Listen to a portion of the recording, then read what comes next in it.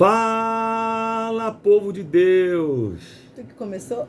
Hoje eu comecei. Paz do Senhor Jesus Cristo a todos vocês, muito bom dia. Acorda! 6h07 da manhã. Você tá com essa cara aí amassada. Levanta! Deus tem algo contigo nesse dia de hoje ainda. Terça-feira, 3 de fevereiro. Estamos aqui mais uma vez com o nosso devocional de Salmos.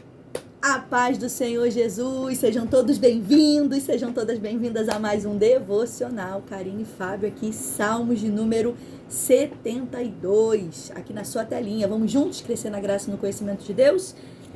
Vamos orar? Vamos orar. Você ora, vai. Pai, graças te damos por esse momento, glorifica o teu nome, que não seja, Pai, eu e meu esposo, mas que seja o teu Santo Espírito, ó Pai, a conduzir cada palavra. Pai, que venhamos, ó Pai, crescer, aprender, ó Pai, e principalmente mudar, ó Pai. Fica conosco, fica, Senhor Deus, com cada pessoa que está aqui conosco aqui ao vivo, aqueles que vão ouvir depois, abençoa, prospera, glorifica o teu nome. Assim nós choramos crendo em nome de Jesus. Se você crê e concorda, diga amém. Vai. Vamos lá, gente. Salmo 7:2. Ele possui 20 versos, tá? 20 versos. Vocês conhecem a gente já, como de costume, nós não vamos ler os versos todos, porque é necessário que você medite neles também em casa, para que você possa ter uma compreensão melhor do que nós vamos dizer. E, obviamente, Deus ele fala coisas também distintas, diferentes daquilo que nós vamos falar aqui acerca do estudo que nós fizemos, tá bom? Esse Salmo 7:2 aqui, gente, na versão King James atualizada, eu estou usando um pouco ela nesses últimos tempos, para fazer esses devocionais, porque o título, considero eu dessa forma, são títulos bem interessantes que são colocados. E o título aqui na King James atualizada diz assim, ó, prefiguração do reino de Cristo. Então, ele é considerado um salmo messiânico, um salmo que aponta para o Messias, ou para o Mashiach, como queiram, que obviamente é Cristo Jesus, né? Ele fala de um governo messiânico. Pode falar, fala. Não, eu ia falar para eu falar a introdução. Sim, vou chegar lá. Um governo messiânico, e é um governo justo, tá? O governo de Cristo é um governo justo, não é um governo opressor, não. É um governo justo. Vai, fala, pode falar. Não, é porque senão ele fala e eu não falo nada. Sabe por quê? Porque, vocês sabem, né? Meu professor, né? Então vamos lá, gente. Eu também anotei a mesma coisa, um salmo messiânico, porque assim, a gente faz separado. Aí quando vê, a gente vai falar a mesma coisa. É um salmo messiânico, como ele bem colocou. E eu achei interessante, na minha Bíblia, diz assim, o rei justo e o seu reinado eterno. Um salmo de Salomão, na verdade é uma oração de Davi, pelo seu filho Salomão. Eu anotei aqui, ó. Que o rei tenha um reinado marcado pela justiça e pela prosperidade. E que o poder do rei se estenda a todo mundo. E que ele seja bom. E que o seu rei seja bem sucedido em tudo. Que possa dar louvores a Deus. Porém, esse salmo também faz um apontamento profético para Jesus Cristo, que é o verdadeiro rei. Por isso que a gente chama ele de salmo messiânico. E o verso que me chamou a atenção aqui eu vou ler do verso 17 ao 20, diz assim, ó. E que o nome do rei permaneça para sempre, e que prospere enquanto o sol brilhar. Que todos sejam abençoados por meio dele, e que todas as nações lhe chamem de bem-aventurado. Olha aí. Bendito seja o Senhor Deus, o Deus de Israel, o único que faz maravilhas. Bendito para sempre o seu glorioso nome. E da sua glória se encha toda a terra. Amém e amém. E aqui termina as orações de Davi, filho de Jessé. Sabe o que eu aprendo aqui? Eu anotei aqui, ó. Orar pelas autoridades e pelos líderes que ajam com justiça e equidade. É uma das coisas que a gente pode aprender aqui. Você vê que é uma oração de Davi que está orando aí pelo próximo rei, seu filho aí, Salomão. Então, só Jesus é capaz de socorrer a nossa aflição. Só Jesus é capaz de nos ajudar nas autoridades que são colocadas no governo, tá? Outra coisa, atender às necessidades e cuidar atender aos necessitados, cuidar, atender tanto às necessidades sociais e espirituais do próximo, levando sempre a palavra de Deus. Perceba, aqui ele não ia ser rei para benefício próprio, porque tem muita gente que quer ter um cargo, quer ter uma autoridade, só para se autopromover, para se autossatisfazer, para si mesmo. Mas não, aqui ele está pedindo que Salomão, ele seja bem sucedido, mas atendendo quem? O próximo. Atendendo as necessidades sociais, as necessidades espirituais e sempre levando a palavra de Deus. E por último aqui, ele fala da expectativa do reino de Jesus, sua vinda, que ele que vai nos governar. E esse reino vai ser com justiça e com paz. Vai lá, amor. Existe também alguns historiadores que afirmam que esse salmo aqui é de Salomão. Tem muitas questões sobre isso, né? Por exemplo, estou aqui com uma Bíblia aberta aqui, que é Salmo de Salomão. Tanto que na minha fala aqui no início, ó, Salmo de Salomão, só que no final termina como oração de Davi. Então a gente entende que tem uma dupla atribuição, ou Davi ou Salomão, talvez de Davi para aconselhamento de Salomão, ou de Salomão expressando as palavras do seu pai Davi, tá bom? E eu quero que o verso 2 diz assim, ó: ele julgará o seu povo com justiça e os seus aflitos com equidade, tá? Eu tinha uma outra versão aqui, que vamos ver aqui, a própria King James, deixa eu ver aqui, King James atualizada, diz assim, gente, escute bem aí, para poder que você entenda, o verso 2, está escrito assim, ó: que ele governe teu povo com retidão, preservando o direito dos humildes. Olha que interessante isso aqui, gente. A palavra retidão, eu até tinha colocado aqui, o pessoal acha aqui, ó, tem a ver com justiça, né?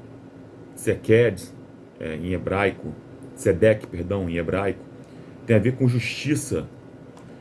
E retidão significa sem desvio de conduta ou sem desvio de caráter. Ou seja, a vida da pessoa, ela tem que estar sem curvas, sabe? Sem manobras, preservando o direito dos mais humildes. Então percebam, gente, tem pessoas que elas distorcem palavras, distorcem leis, distorcem o próprio caráter delas, para poder tentar e fazer e buscar benefício próprio, muitas das vezes prejudicando pessoas mais humildes. Só que aqui não. O salmista está afirmando de forma muito clara que ele julgará o seu povo com justiça ou retidão e os seus aflitos com equidade, com justiça, de uma forma correta e séria. Quero deixar para vocês aqui o seguinte: a justiça de Deus não é para soberbos. Meu Deus. A justiça de Deus não é para soberbos. Se eu fosse você, eu escrevi isso aí agora no seu status do WhatsApp. Tá bom? Coloca lá no teu status do WhatsApp lá. A justiça de Deus não é para soberbos. Ela é para os humildes. Para aquelas pessoas que reconhecem que existe um Deus maior. Estão debaixo do senhorio dele, da égide dele. Estão debaixo daquilo que ele quer. Repito, gente, a justiça de Deus não é para soberbos. Não é. O soberbo acha que está se dando bem. Meu Deus. Mas a justiça de Deus não é para eles, não. Quando Deus entra, coloca a mão poderosa dele, quem é soberbo é derrotado. É forte. Vai. Não, vai aí. Pode continuar. Verso 18 somente que eu estou aqui. Tá com algum outro verso aí, não? Não. Verso 18, que diz assim, ó. Diz assim o verso 18. Bendito seja o Eterno, Deus de Israel, absolutamente único em suas maravilhas. Na versão que eu estou usando aqui, a palavra único está em letra maiúscula. Para ter noção. Para demonstrar soberania. Para demonstrar... tem uma palavra que eu queria lembrar aqui agora. Vou lembrar daqui a pouco e falo sobre ela. Gente, único em suas maravilhas. Eu quero que você traga assim para uma contemporaneidade, para o dia de hoje, aquilo que você observa e se maravilha. Pensa aí agora. Pensa aí agora. Você vê um vídeo no YouTube de uma coisa muito... que deixa você estupefato, queixo caído, deixa você... assim, não é possível. Maravilhado. Essa é a palavra que eu estou usando aqui. O texto está dizendo para nós aqui que Deus, Ele é único em suas maravilhas. O homem pode tentar copiar, pode tentar fazer um malabarismo para poder maravilhar você. Só que Deus é único em suas maravilhas. O homem pode fazer coisas na sua inteligência e na sua sabedoria que vão deixar você, muitas das vezes, aí perplexo com aquilo que você vai dizer, que você vai ver, perdão. Mas Deus é único nas suas maravilhas. Eu anotei aqui, gente, nós nos maravilhamos com feitos humanos, mas deveríamos nos maravilhar com os feitos daquele que é único. Tire os seus olhos daquilo que o homem faz e coloque os olhos naquilo que Deus já fez. Aleluia. Tira seus olhos daquilo que o homem anda fazendo e coloque os seus olhos naquilo que Deus está fazendo. Tire os seus olhos das promessas que o homem tem feito para você e coloque os seus olhos nas promessas que Deus vai fazer se realizar no seu futuro. Aleluia. Esse Deus é único e aquilo que Ele faz é insuperável por qualquer ser humano aqui na Terra. É isso. Gente, é um salmo que eu acredito que tem tudo a ver com o tempo que a gente está vivendo, tá? A nossa oração, nós precisamos orar pelos governantes, isso é fato, tá? Só que a nossa oração, ela precisa refletir o quê? A justiça de Deus, o desejo de Deus pela justiça, e não pelas nossas preferências políticas. Tem muita gente aí com preferência política e está deixando a justiça de Deus, o desejo de Deus de lado. Então, ore para que o Senhor conceda juízo e justiça às autoridades atuais, para que o povo sempre viva com paz, com dignidade. Nós temos uma voz nesse tempo. Então, você precisa se levantar como arauto, como um proclamador, como um servo, como um filho de Deus nesse tempo, com uma voz profética para orar pelas nossas autoridades, para orar pela nossa política, pelo nosso governo. É isso que Deus espera de nós. Então perceba, é um salmo aqui de uma oração pela liderança, tá? Então, não alimente preferências, mas deixe que o próprio Deus governe sobre os líderes. Maravilha, é isso. Encerramos hoje. Amém. Um pouquinho mais curto hoje, encerramos. Um pouquinho mais curto não, está no tempo. Está no tempo hábil aí. Isso. Está no tempo hábil aí. Vamos Gente, ver, então. eu quero aqui, dica literária de hoje, sempre falo. Esse livro aqui é fantástico, tá? Viagem através da Bíblia, do Gilbert Bierce. Ó, esse livro aqui é muito bom. Ele tem diversas ilustrações. Fala muito sobre Antigo e Novo Testamento. Aqui, por exemplo, ó. Aqui ele está falando sobre Tanque de Siloé, tá? Esse livro aqui é muito bom. Foi um dos primeiros livros que eu comprei na minha caminhada cristã, quando eu comecei, de fato, a entender que eu tinha que ter livros. Esse livro aqui tem ilustrações e ele traz os fatos que ocorreram no tempo do Antigo e Novo Testamento, obviamente também apresentando localidades, etc, etc, etc, e também utensílios. É bem bacana, tá? Bem bacana. Gente, por que a gente dá dica literária aqui? Deixa eu só explicar para vocês, né? O quanto que é importante a gente se aproximar do tempo bíblico. Então, quando você estuda a Bíblia, você faz uma leitura superficial, talvez você não vai conseguir compreender exatamente o que o autor quis dizer para aquele tempo, para aquela época.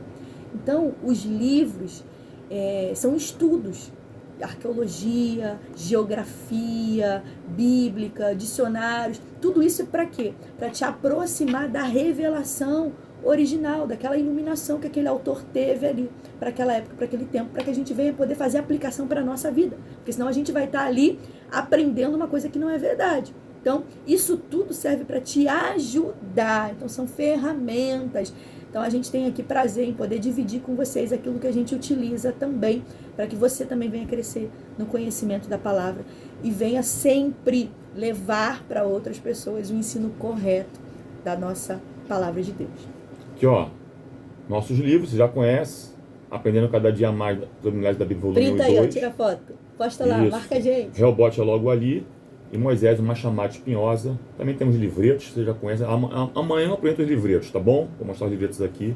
Eu creio que é bênção para a sua vida. Se você quiser, nos procure. Enviamos para todo o Brasil. Deus é bom. Deus abençoe vocês. Hora pra gente finalizar. Vamos lá, vamos orar. Feche seus olhos aí se você pode. Vai dirigindo, por favor, não feche os olhos não, hein? Vamos lá. Senhor, te agradecemos e louvamos o teu nome por tudo aquilo que o Senhor tem feito por nós. Abençoa essa terça-feira dessa pessoa, meu Pai, que ela possa de fato ver a tua mão poderosa sobre a vida dela. Joga por terra todo mal, tudo aquilo que não provém de ti, e dá vitória ao teu povo, Pai, em nome de Jesus.